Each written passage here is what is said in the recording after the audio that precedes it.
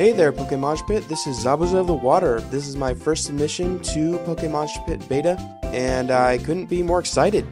Alright, so I'm going to be using a monocolor orange Little Cup team. So yeah, enjoy the battle. This is a battle against OtakuAthleteGamer, whom I found on the Smogon Wi-Fi Battle Finder.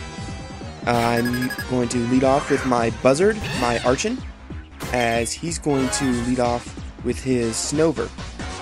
Now, I'm thinking I might be able to survive an Ice Shard with maybe half my HP. I'm thinking I can, since Snovers don't usually run any attack investment. So here comes the Ice Shard, and nope, just gets me down just below the halfway mark here. Considering that the halfway mark would be around 11 HP. So does just enough to get the negative effects of my defeatist.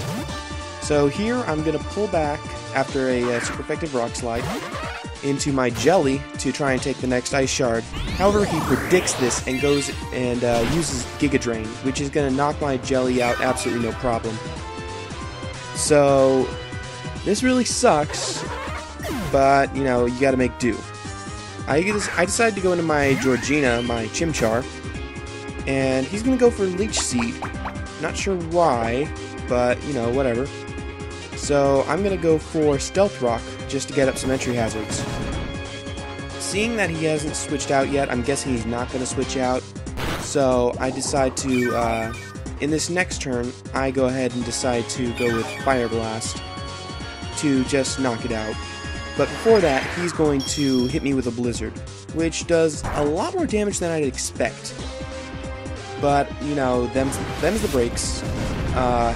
Fire Blast hits, thankfully, and that's going to KO without a question. So next, he's going to send out his Krogum. Now here, I'm expecting the Fake Out, so I'm going to have my Georgina go for Protect, considering that I'd rather take some residual damage from the snow than take residual damage plus Fake Out. And if he didn't go for Fake Out, at least I could scope out what he was going to do.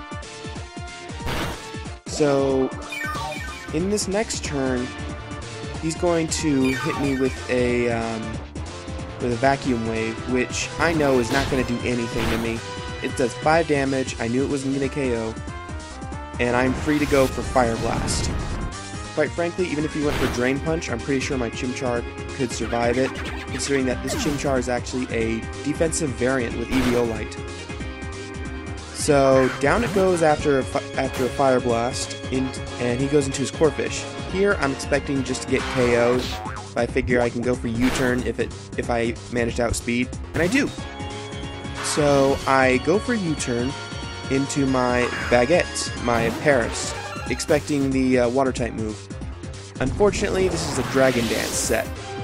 Now I have no idea if Corphish gets any physical Ice type moves.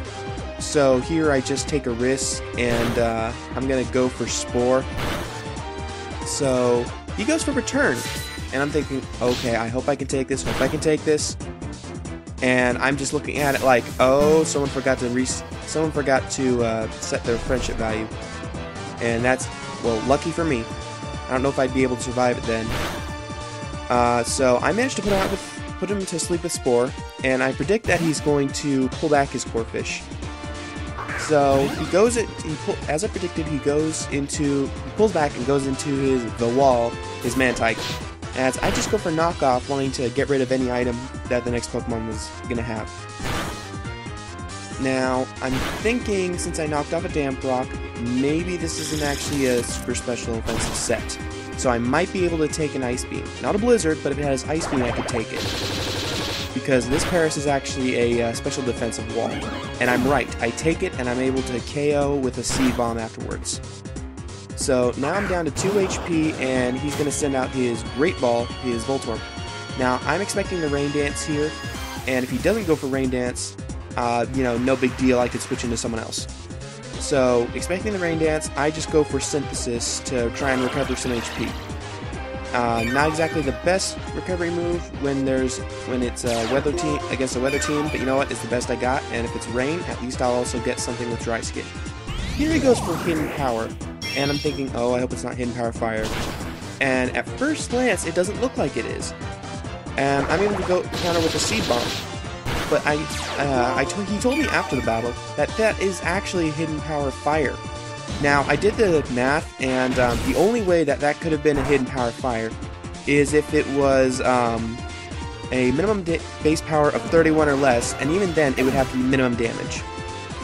So, next turn, he's going to knock me out with a Thunder after a critical hit. So, I'm going to just switch into my Buzzard, my Archon. Now, I'm thinking, at his range of health, even though I've got Defeatist, I should be able to KO with a U-turn. And I do. And I'm going to take a little bit of damage with Aftermath, but not really a lot. So here I just switch into my Georgina as pretty much fodder since it's down to like 3 HP. And he's going to send out his Corphish. Now I already know I outspeed, so instead of foddering it off, I decided to go ahead and U-turn into another Pokemon. So does just a little bit of damage, so he's about under half, and I can safely switch into my Ron, my Dwebble. So he's still asleep, which is, you know, kind of thankful for that, but even if it didn't, he could just go for Dragon Dance. This next turn I'm going to go for X-Scissor to get off some damage, and that is a very bulky Corphish right there. I mean, I was expecting it to KO, but it doesn't. It's a 2-hit KO, and thankfully he stayed asleep. So now he's going to send out his last Pokemon, his Diglett. And I'm just going to go for Earthquake. He's going to go for Earthquake, which is going to get me around half HP, as I go for X-Scissor to KO. And considering Digletts are pretty much paper frail, it KOs no problem. And that's the end of the battle.